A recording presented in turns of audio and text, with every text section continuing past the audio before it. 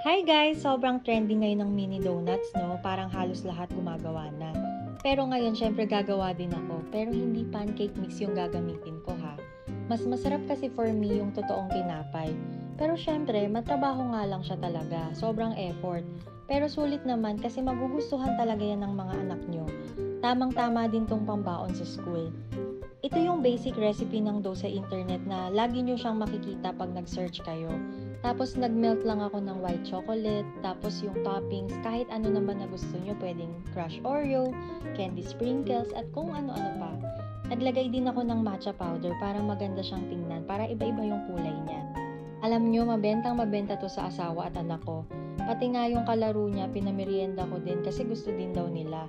Masarap to guys, tsaka hindi katulad ng ibang nabibiling donuts ngayon na sobrang bilis tumigas.